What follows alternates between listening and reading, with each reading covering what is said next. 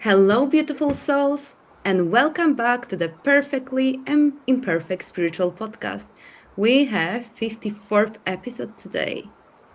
And before we begin, as always, I am going to remind you to subscribe or follow the podcast wherever you're listening so you never miss an episode. And if you've been enjoying our conversation, I would be so grateful if you could leave a review or share this episode with someone who might need it.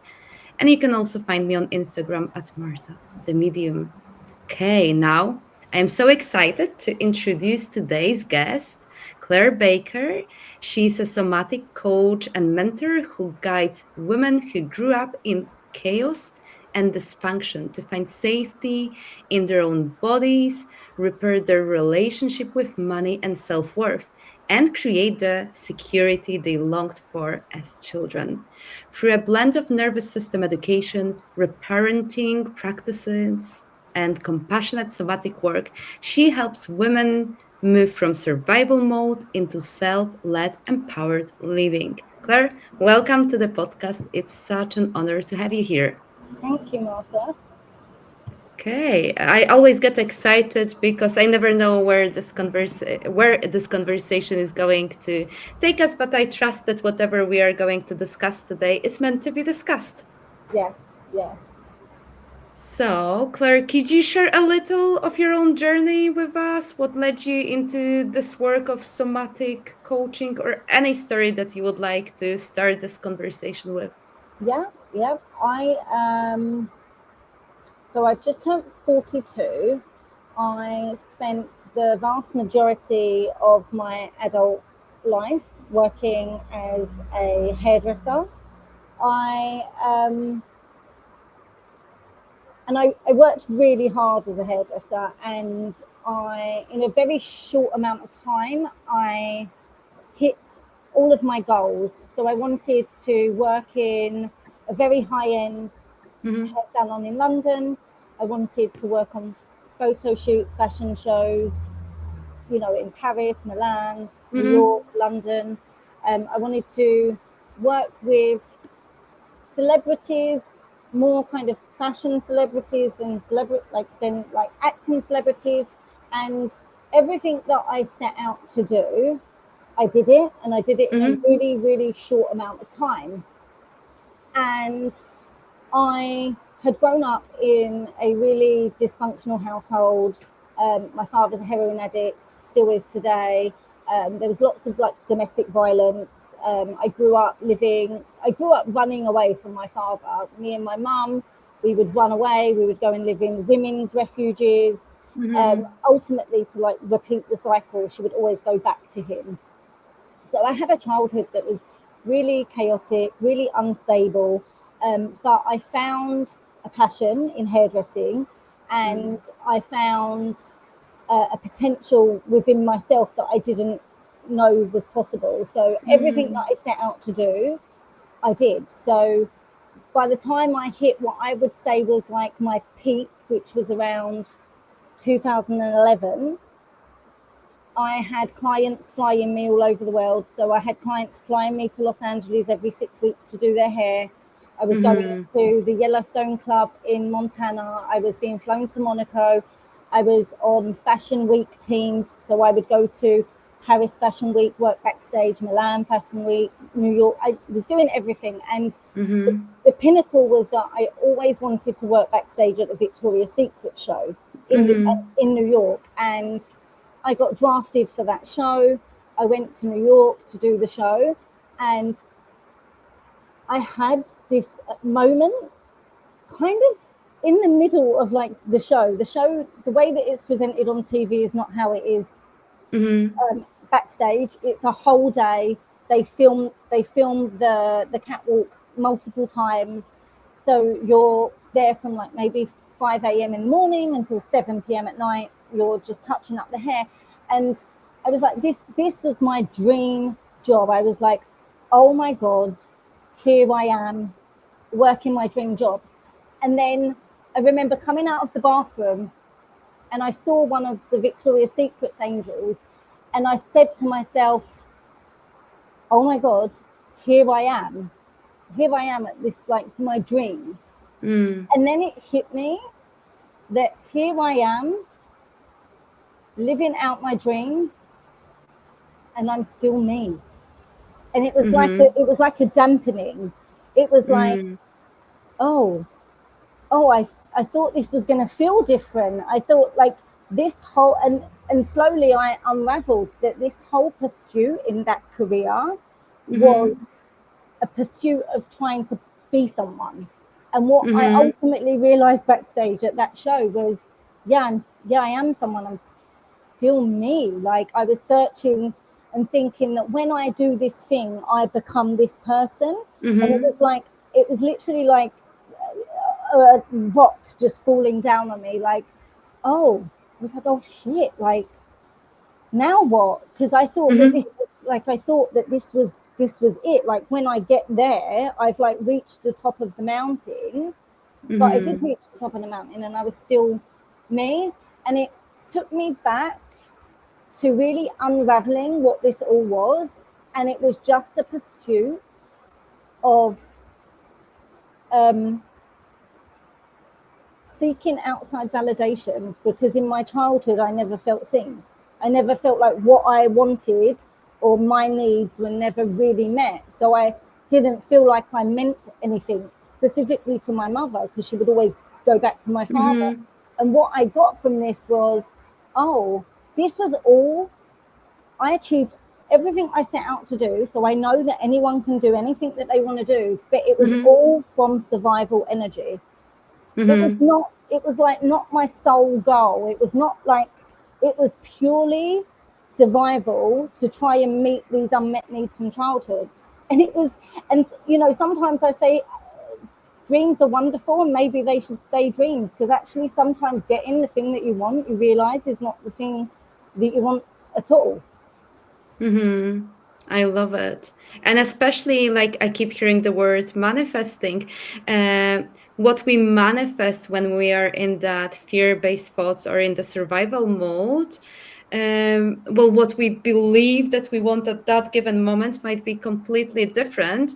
That what we want to manifest when we are really tapped into our authentic self and we are really listening to our soul. So, like, I feel like whoever is listening and watching to it, like, make sure that when you manifest, you try and do it from that space when you really feel safe within yourself, and you'll be able to speak more to that, because yeah, you can even, like, compare what you've asked for when you were maybe feeling afraid, or maybe your mind was scattered, I suppose, when you felt like very centered and very in your body. I'm Yeah, curious about what you think about that in terms of manifesting. I think, or my experience has led me to believe, with the work that I've done on myself and starting to really work with, I didn't know at the time I didn't feel safe in my body. That was not even a concept that I Mm-hmm. had. Um, but I think that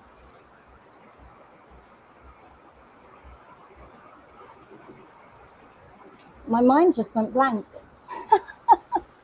Spirit team is disturbing. They want us to derail. Yeah, it happens to me. Mhm. Yeah, I think there's these there's these, what I'd like to call soul goals, and then there's wounded goals. And what I've Mhm. realized is, the more that I've become safe in my body, the more that I've become safe to befriend my nervous system, the more that I've become safe to be my authentic self, I don't actually have as much ambition as I used to. Mhm. I don't crave the external validation like I used to. Like, in fact, I don't really want it at all. Mhm. So I And think, how to achieve that?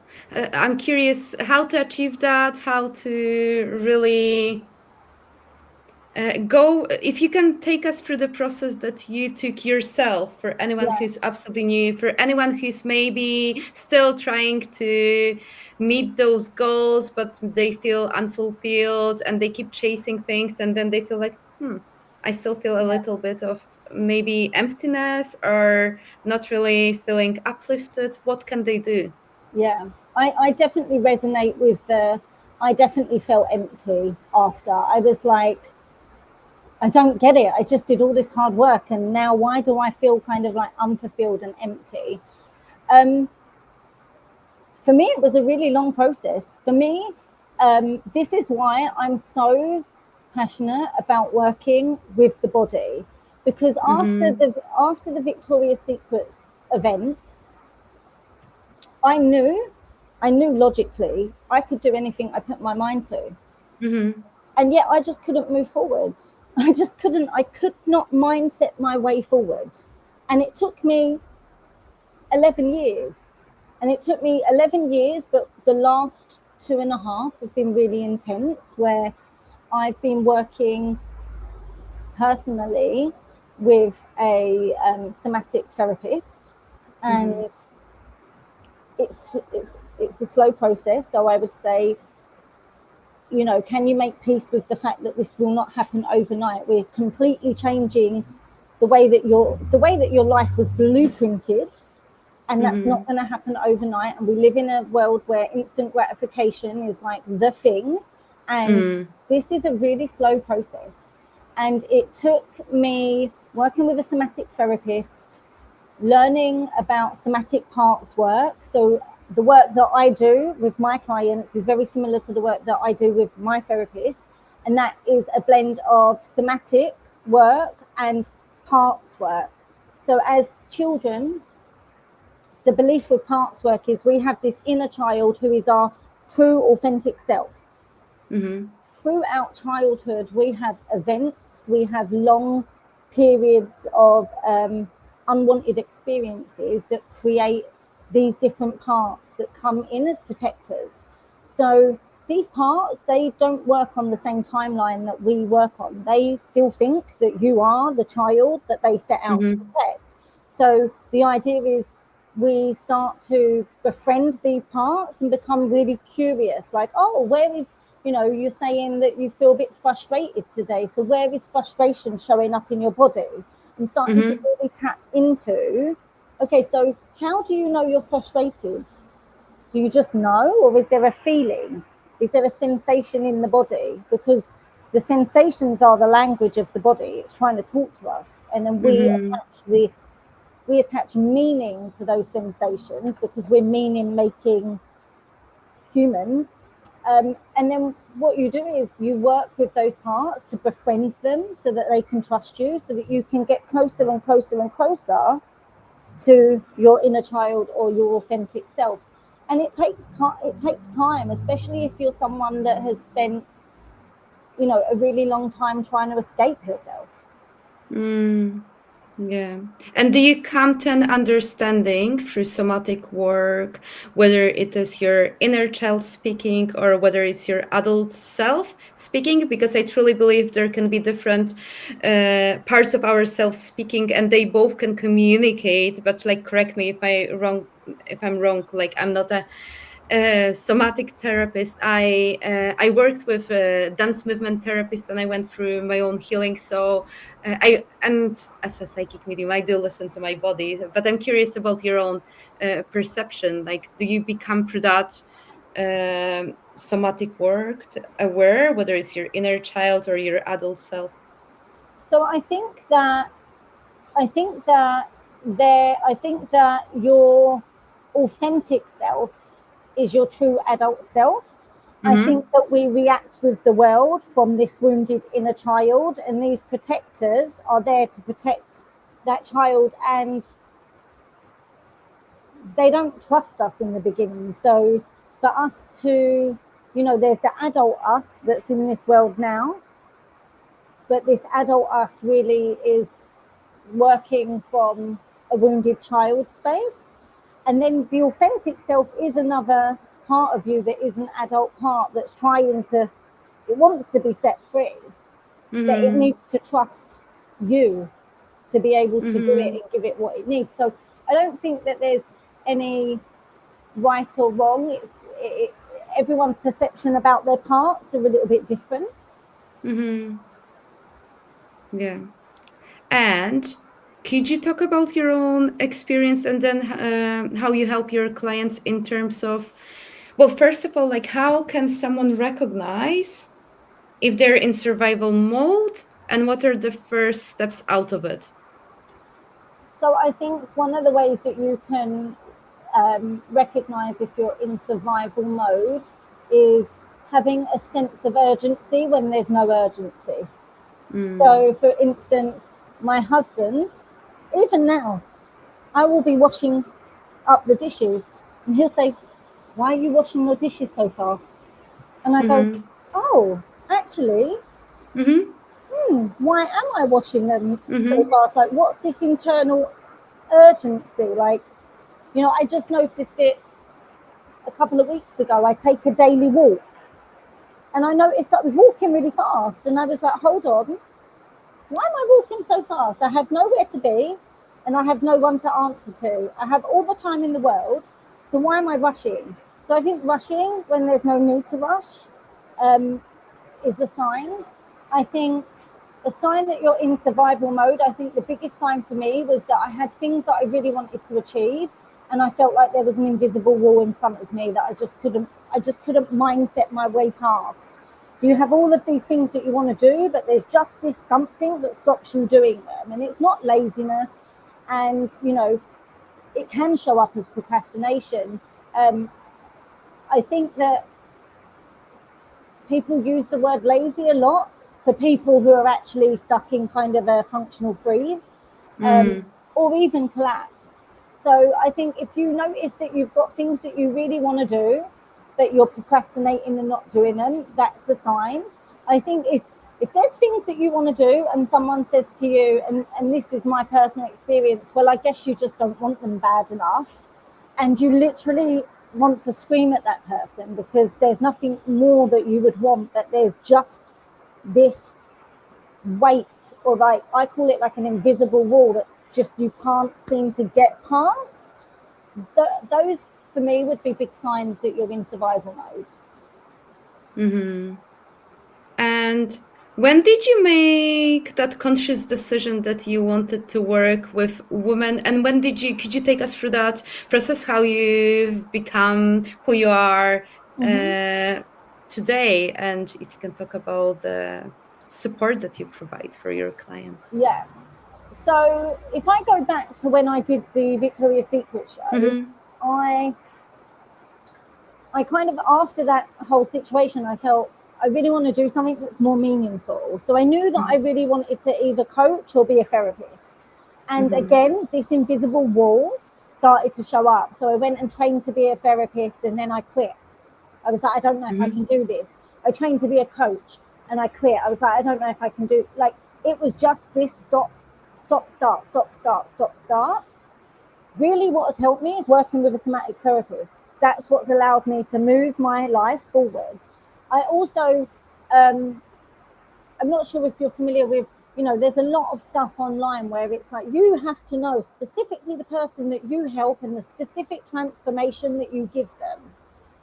And I always really struggled with that. I always really struggled with like nailing that of like, okay, so who is it that I want to help? And how do I Mm-hmm. want to help them? And the hardest part about that for me was because the transformation isn't sexy. So it's not like I can Mm-hmm. guarantee that after we work together, you're going to have 20K months, like some coaches, or Mm-hmm. you're going to live in the dream house. What I can, Mm-hmm. what I can guarantee you is that you'll walk through life with a little bit more ease. You'll be able to have better relationships with people. I don't know how, those to me are more valuable than the other things, but I don't know how you make that sexy for like the online space.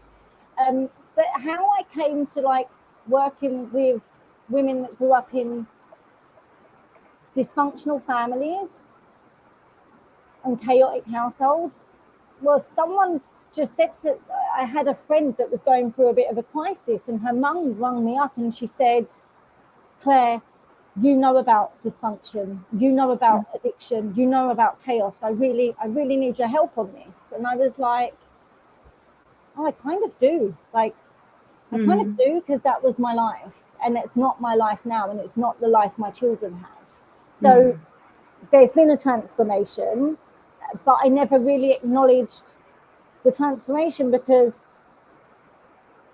it was micro transformations. It wasn't this one big transformation where my life changed. It was like micro decisions that made micro changes that like snowballed and made my life completely different to the one that I had growing up. And it means that my children have a completely different life to the one that I had growing up. So I think it took time. It took someone literally reflecting back to me that what was, kind of almost at the end of my nose and I couldn't see it. And that's how I got to the conclusion of like, oh, actually, this is who I can help because this is who I've been. This is an experience that I know deeply. And I know the kind of suffering and the escaping of yourself that you want so much when you're that woman.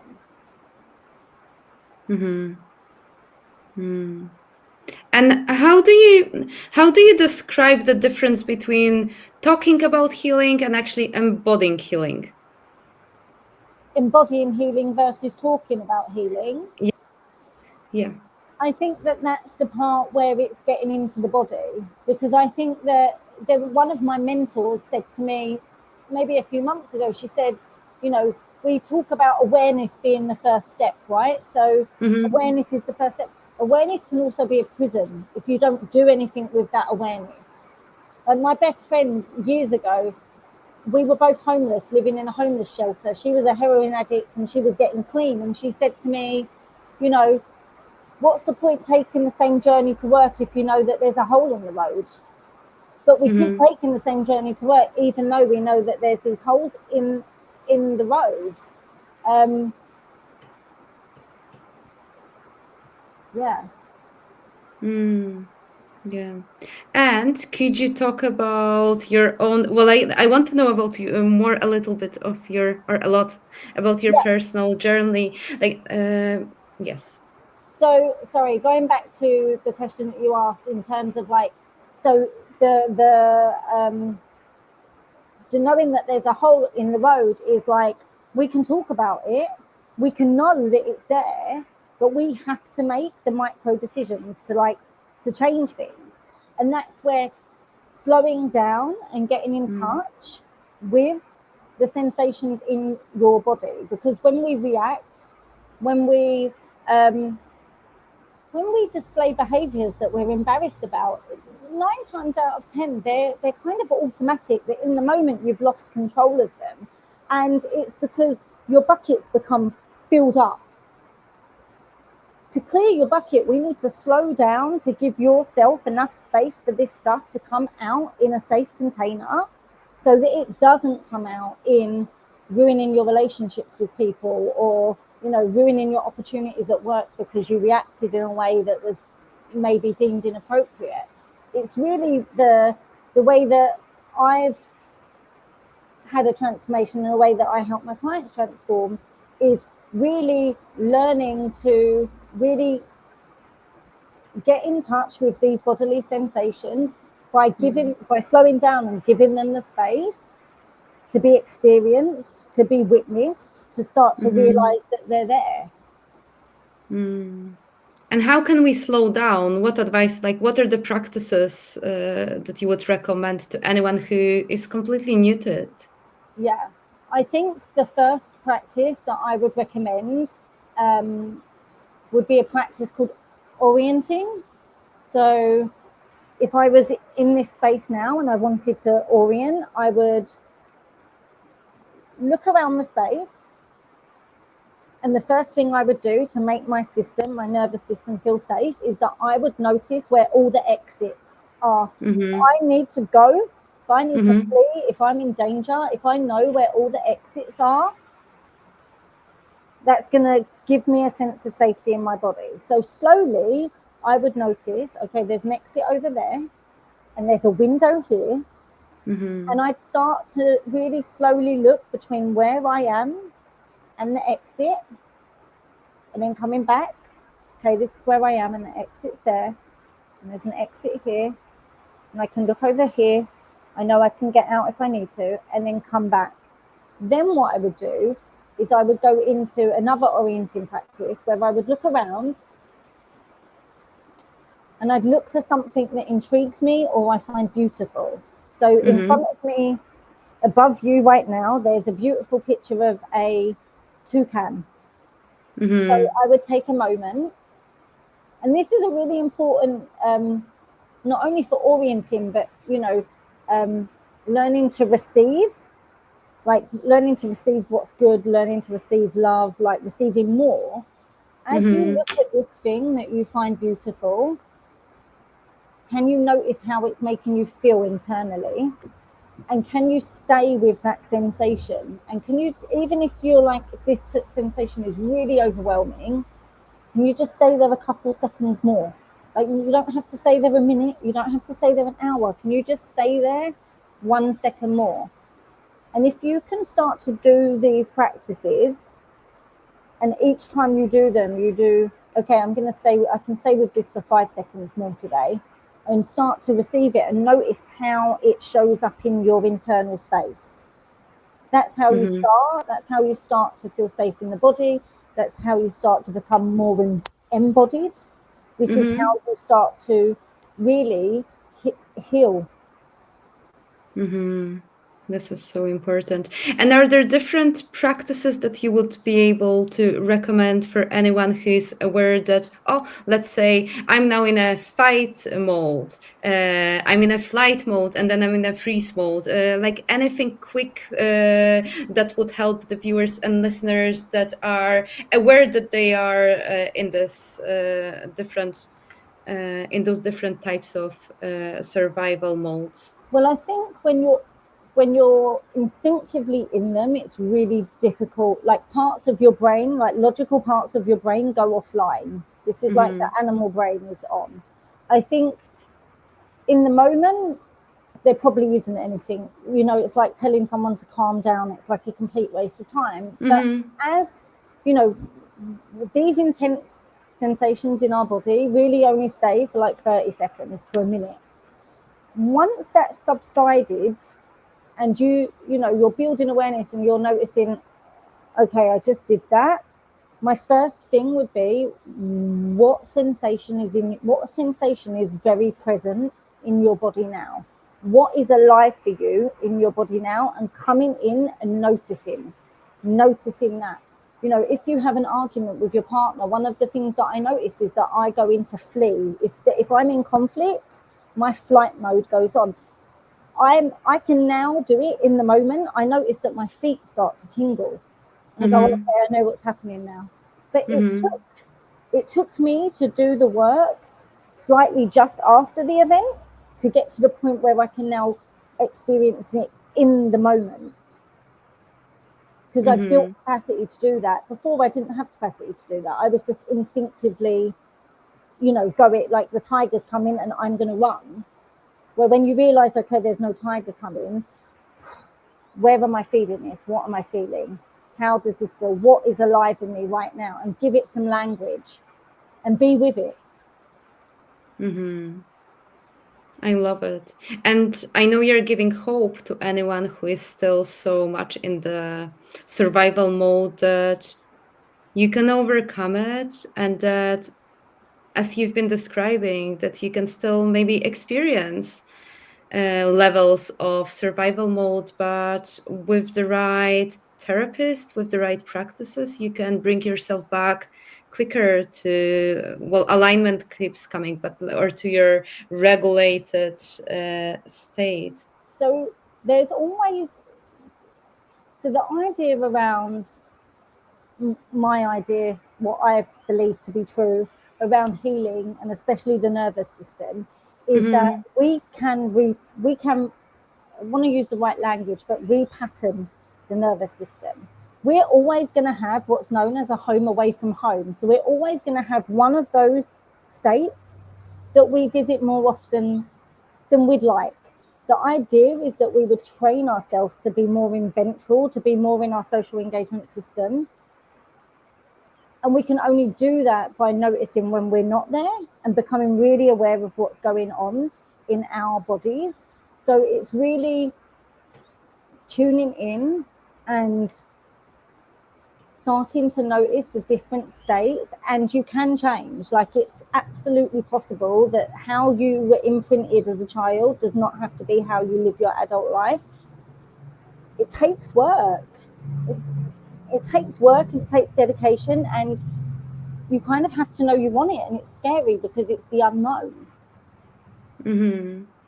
And for those who have never listened to their body, or maybe they've never had an idea that they can actually listen to their bodies, how does trauma show up in the body, even years after like childhood experiences or anything traumatic? So there's different schools of thought. The ones that I subscribe to, because I'm always open to like new ideas, or I don't think anything's set in stone. So trauma is basically accumulated stress in the body that you've not been able to discharge. Mm-hmm. It's a build up. So if you look at your body like a bucket, if things have happened, for instance, I give you an example. My son, he had stitches in his head, and we was in another country, and he cannot have certain anesthesia. So my son had to have stitches in his head without anesthesia. He wanted to run, he wanted to fight, he wanted to get off that table, but he couldn't. So all of that stress, that's a trauma. That's all stored Mm-hmm. in his body. That's an accumulation. So one way that we can look at how trauma is stored in the body is an accumulated amount of stress that you were not able to discharge. He was not able to run. He was not able to fight his way out of that. He was pinned down and his head was sewn. So I would have to do work with him so that he can start to discharge that accumulated stress. Another way that trauma can be stored in the body is these parts. When a trauma happens, a part becomes alive to protect you, and that part stays with you because it doesn't realize that you've grown until you do the work to befriend that part and unburden it or unblend from it and get closer to your inner child. And that is kind of reparenting and parts work. So those are the two ideas around how trauma is stored in the body, how I believe them to be true in my experience of the information that I've learned and that I know today. Mm-hmm. And any tips of how we can start releasing trauma from our bodies?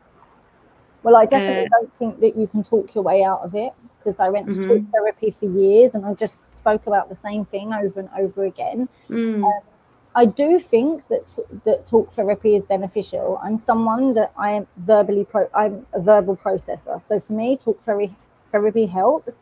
It didn't move the needle. It gave me a lot of awareness. It gave me a lot of self-awareness, but it didn't actually repair any patterns. It didn't like repair any loops. It didn't help me to actually change.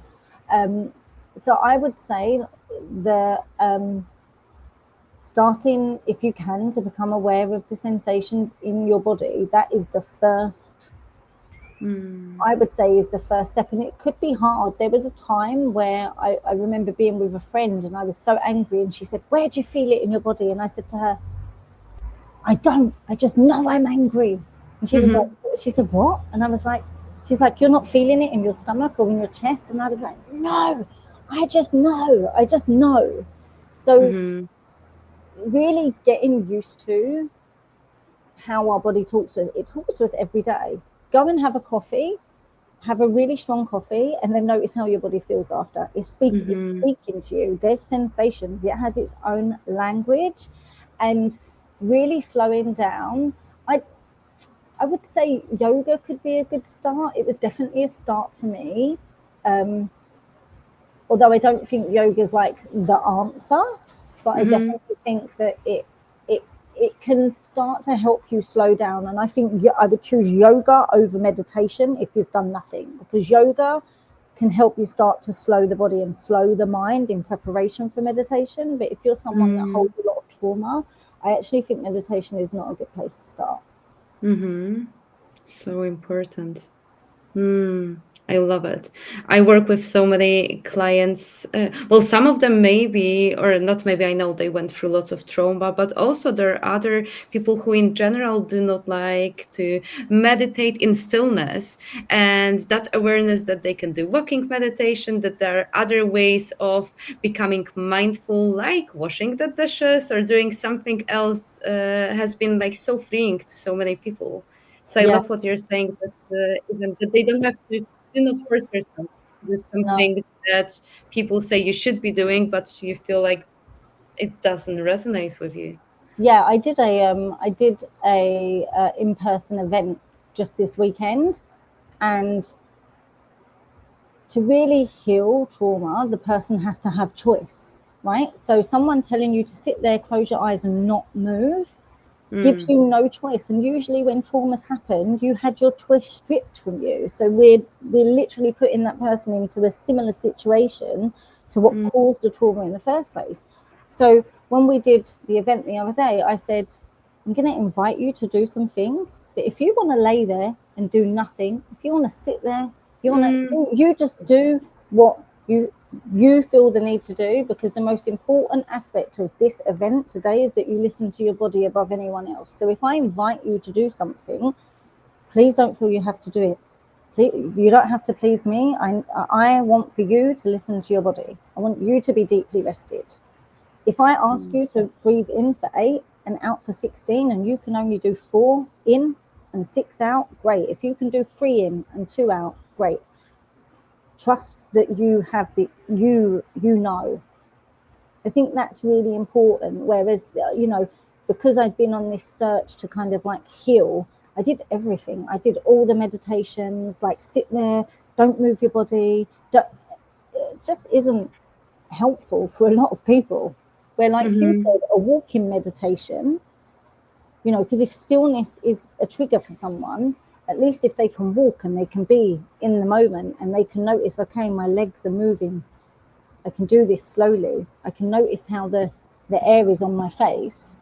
That's way more valuable than them sitting there trying to do something that their body really doesn't want them to do. mm-hmm. I love it.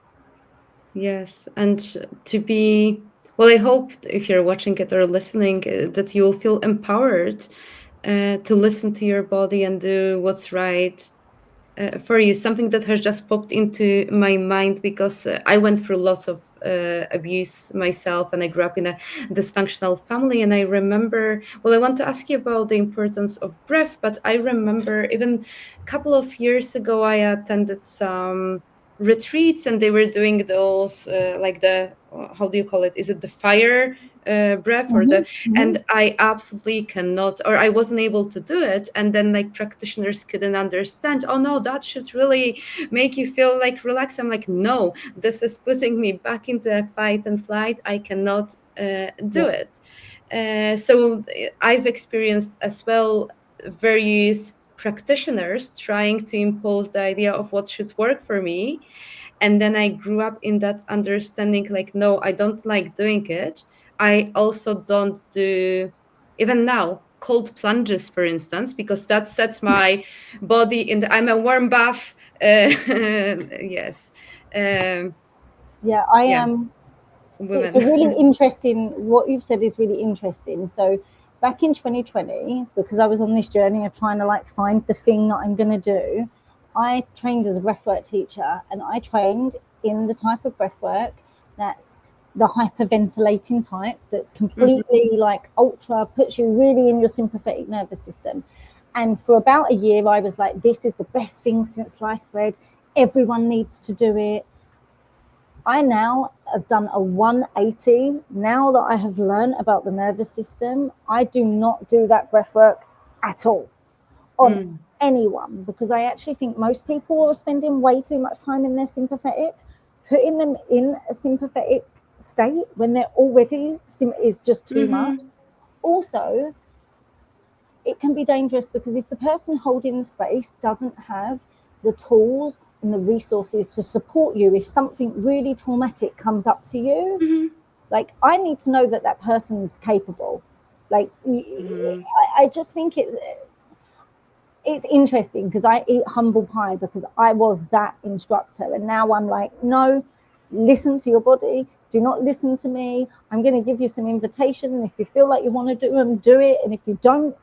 Like, listen to your body. And the cold plunging is like a whole other. It's it's a lot of this stuff has been studied on the male physiology. It doesn't always it doesn't. I have a lot of opinions on that.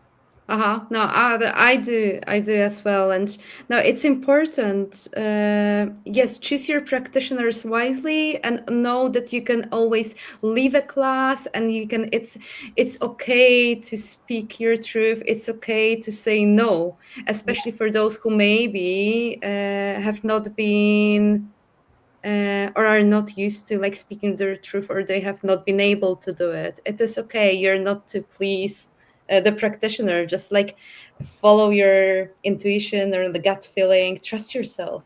That is for me, from like the standpoint that I have, that's all I could wish for someone. If someone gets up out of my class and leaves because they feel like this isn't the right thing for them, like, I want that for them. Like, that is a Mhm. step closer to them like getting where they want to. That person may have been a chronic people pleaser to keep themselves safe, and they may now have had the ability to say, do you know what, I'm going to get up. That person has made me feel comfortable enough and safe enough that I can get up and leave. That is great. I totally agree. And I think if you're a practitioner whose ego is dented by that, then you have a lot of work to do on yourself, because it's Mhm. not about you. Yeah, absolutely. And I work with so many light workers, like something that just popped into my mind, like especially other practicing psychic mediums, they attend various development circles. And of course, like well, I run those classes as well, and I want to provide that safe space. And I know you too as well. But I've heard so many stories of people ending up in breakout rooms with people with whom they didn't feel safe. And I know we're talking about different yet similar situations. But well, when I channel, for instance, I only connect with the spirit and the well spirit guides, angels, and the loved ones on the other side, those who walk in the white light of God, what I say. So it's always very constructive, it's very empowering, but not everyone sets the same intentions. So I've heard so many stories of people hearing some negative information in breakout rooms and not leaving the room because they thought that a partner was allocated to them, and they had to really go through that. Uh, yes, so I know it's a different yet similar Very similar. situation. Just like you can leave, you do Yep. not have to Yeah. agree to someone overstepping your boundaries or Yeah. maybe what you're yes for. And also, I think it's funny you mentioned this, because I had a similar situation just a few weeks ago where I was on a call and it didn't feel safe for me, but I held the space until the end. And on reflection, I was like, okay, next time if something like that happens, I have to end the call. So you can all, Hmm. there's that part of being discomfort and staying longer than you should, but also knowing, okay, but next time I'm definitely going to show up for myself. I'm definitely going to make the decision to not stay there as long. I love it. Can you talk a little bit or a lot about self-worth? Self-worth. How can we, yeah, work? How can we really believe that we matter? How can we start loving ourselves? And how can we just know that we've got everything within and that we do not need that I really, external validation? yeah, I really think that so the awareness part is really important, but we don't want to be in a prison of awareness. I think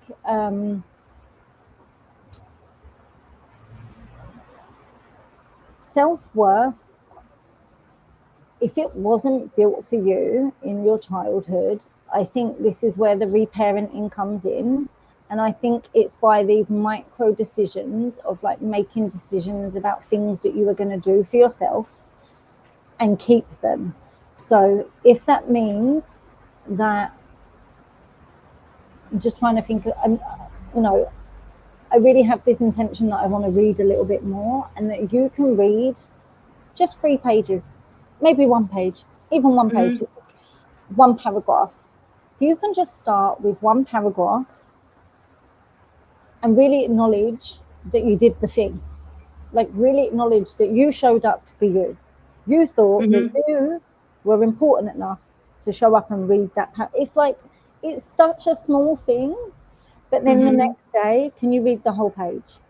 Can you just say, okay, yesterday was really good. I read the paragraph. Today I'm going to read the page. Maybe I'm going to read 2 pages Mm-hmm. and do the thing, and teach yourself that you are worthy enough to show up for. I just recently did like a 45-day walk-in challenge where I was like, I just need to walk, and Mm-hmm. I'm just going to do the walk because I said I'm going to do it for myself. And creating that self-trust that now you know that you're going to do the thing that you promised yourself to do.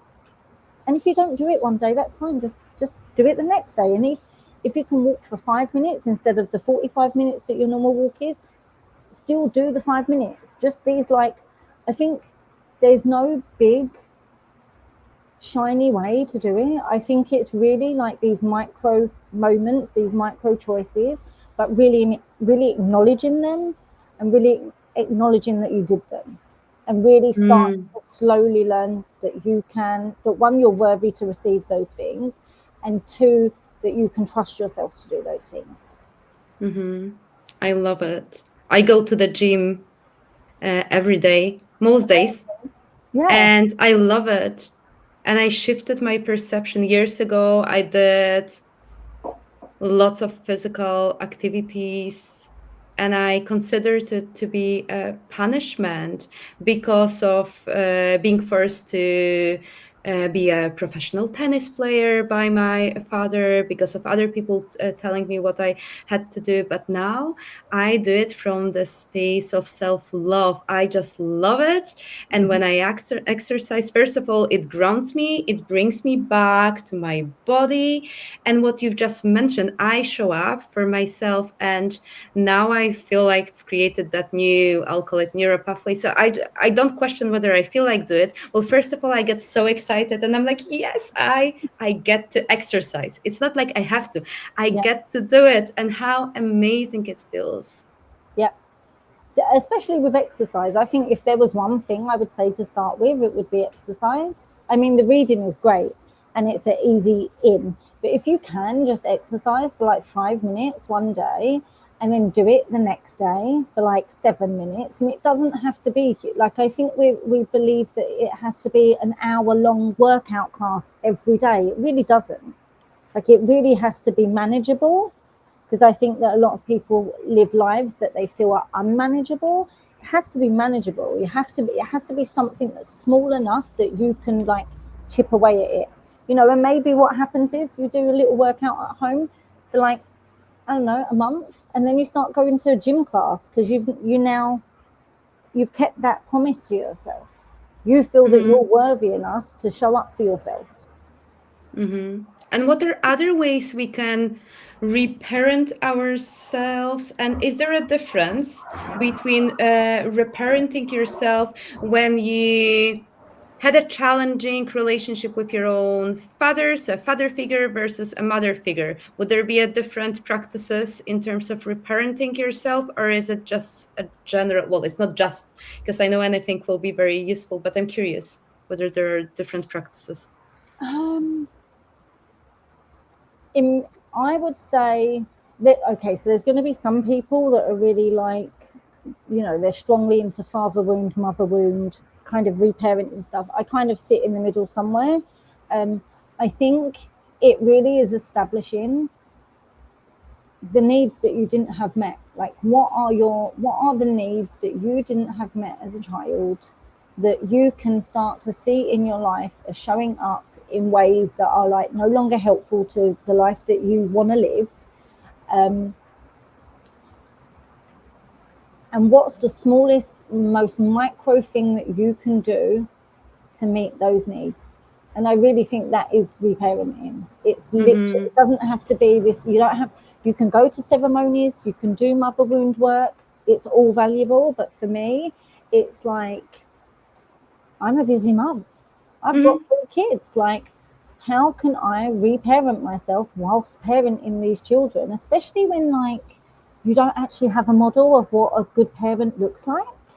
Mm-hmm. So it looks like me figuring out like what are my unmet needs that are still showing up in a really dysfunctional way in my life, in a way that's stopping me from having the life that I really want to have, and how can I meet those needs even on a micro level, every day, every other day, every week, at least some of the time. What can I do? And I really think it's slow and steady. Mm-hmm. I love it because you're showing people, I hope, or I feel like I know, that those can be those micro moments, micro actions, that it doesn't have to be overwhelming, because people might have heard, oh, I have to go through reparenting myself and go and heal my mother wounds, father wounds. But you are just showing everyone that you can just start from something small, something tiny, and build up.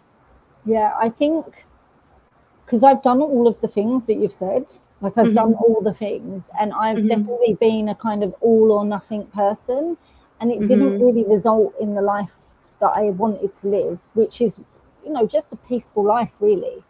Um, and the only way that I've got there is by slowing down and doing these micro like moments, these like meeting these needs in like a really small way, but doing it consistently.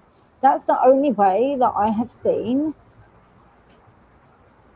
a very big change over a period of time. Mm-hmm. Okay. Well, you also bring money into your work, and I think it will be interesting to talk about that, Yeah. because how do you connect money to the nervous system, to our sense of safety? And I'm just curious about maybe some of the most common money wounds you see in women, and well, how do you help them shift those patterns? So I became very interested in the money stuff because Mm-hmm. I had like a really dysfunctional relationship with money, like very all or nothing. I would make a ton of money and then I would be broke. And I was Mm-hmm. like, what is going on? Like, I don't understand. Like, I'm not, for me, it was more of an under earning, which really does come into like low self worth, low self esteem. Um, I was like a chronic under earner, and I'm still working towards like not being an under earner. Um, I believe that our money stuff is deeply rooted in our attachment style.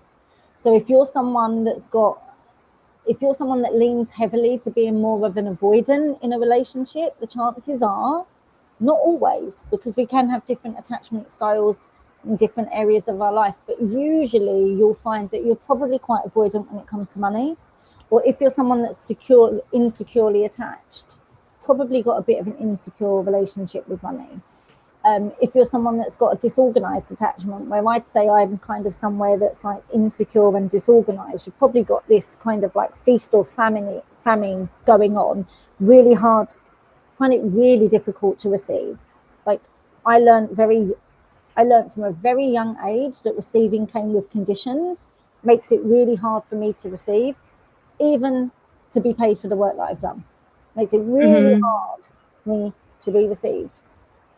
I did a program called The Trauma of Money, which it was very interesting. It looked at all the different ways that money can be traumatizing for us. Um, Mm-hmm. and like, we live in a world that people have got a lot of shame around money because Mm-hmm. because we live in a world that glorifies the material realm. It glorifies money equals status. So if you don't have money, it means that you're not part of the village, which is really, threatening. Um, and again, it's like the same work. It's the same work. It's like repairing your attachment patterns. Could you Right? tell, sorry, I'll interrupt you for a Yeah, second, yeah, for yeah. anyone who's new, what are the, I know we can have a completely different conversation, but briefly, could you talk, Yeah. what are the attachment styles? What Yep. are those? Okay, so there's something called attachment theory, and the idea is that we have got a certain type of attachment to our main caregivers.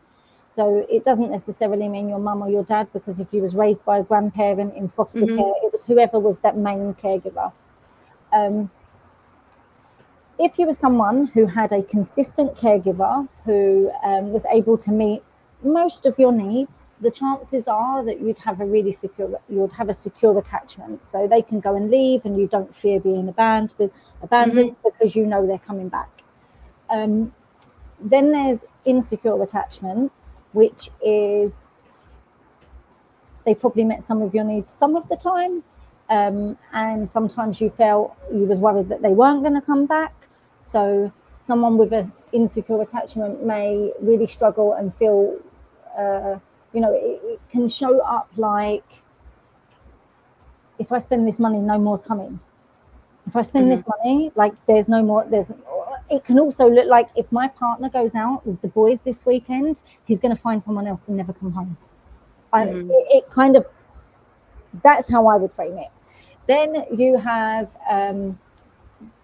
disorganized attachment, which is usually when your caregiver was the person who gave you care, but was also a threat. So you didn't really know where you stood with them. So like 1 minute they were like really nice and kind, and then the next minute they were like the person that was causing all your pain.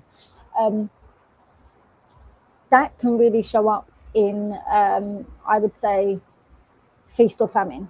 Like, it's here and then it's gone. I've got it and then I haven't. It's really, it's this kind of like tug of war, where with the insecure attachment, it's like, I've got it, I'm going to spend it, but I'm really worried that no more is going to come in.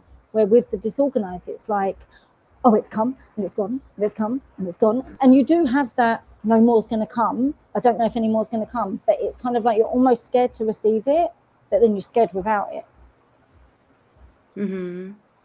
And when we become aware, so let's say our viewers and listeners now know, okay, I know what's my attachment style. What can they do with that awareness, and how they can shift, or how they can work with that attachment style?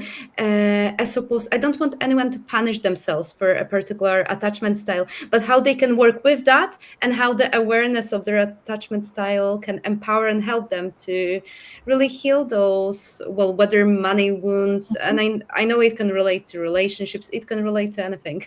Yeah, like, and what you may notice is actually, if you was to work on your attachment style just with money, you'll probably notice that it has an impact on all your relationships. I would say if someone was, okay, so this is something that a mentor, I think I may have mentioned it, but a mentor said to me, okay, when you go sit on the beach and the sun is out, and again, it's like that orienting exercise.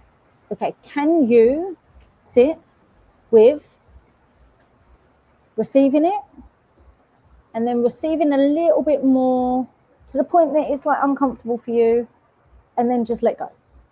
Can you just receive a little bit more? Can you just trust that you're going to get a little bit more? It's like really leaning into trust, but it's building the capacity in the body to be with the discomfort of like receiving. With the avoidant, it's like, okay, can you open your bank account each day, even though you don't want to? And maybe each day is too much. Maybe you just need to open your bank account once a week, because maybe right now you're just opening it when you get paid or once a month. Can you open your bank account, look at your numbers, and again, notice the internal experience that comes along with doing this thing that you really don't want to do? Because we have to do hard things. Like, to think that healing is easy is like ridiculous.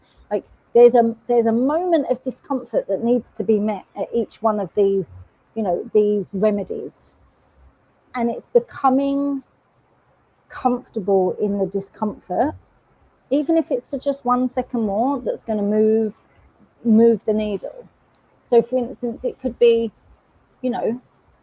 this might be a stretch, but if you have an insecure attachment, can you ask, and you feel that you're being underpaid, can you ask, but even just a slight bit more. You just Mm-hmm. ask to receive just a slight bit more, just a little bit. It doesn't even have to be like, it doesn't. You don't have to go in there and go, I need a 10 grand or 20 grand pay rise. Can it be like, can I get £1,000 pay rise? Can I get a 500 pay rise? Or I think I did really well. I really deserve a better bonus. Can you just ask for a little bit more and be steady with the fact that you might be able to receive it? It's possible it could come to you, and stay with the possibility that it's going to come. Mm-hmm. I love it. And what's the final message that you would like to leave the viewers and listeners with?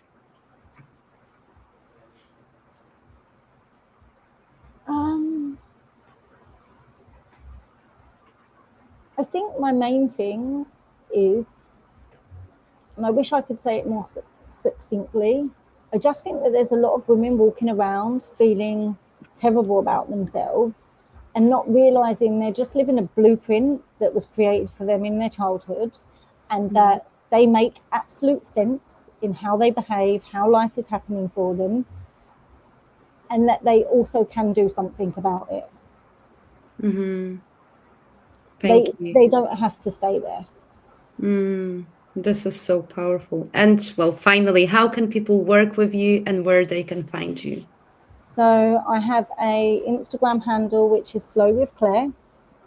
My website is clairemaggie.baker.com. So that's Claire, Claire, Maggie, Maggie, Baker, Baker.com. And I work with, I have a group program that's coming up soon. Probably going to run that in mid-October. And I work with people one-to-one in like 3-month and 6-month containers. And just to reiterate, the reason that we work together for that long is that it takes time. It's like not, I don't offer a one session, you're fixed. It just doesn't work like that. Mm-hmm. Oh, thank you so much, Thank Claire. you, I really Marta. enjoyed that and I appreciate you. And I want to say thank you to all of the viewers and listeners. Thank you, everyone. Thank Goodbye. you. Thank you. Bye bye.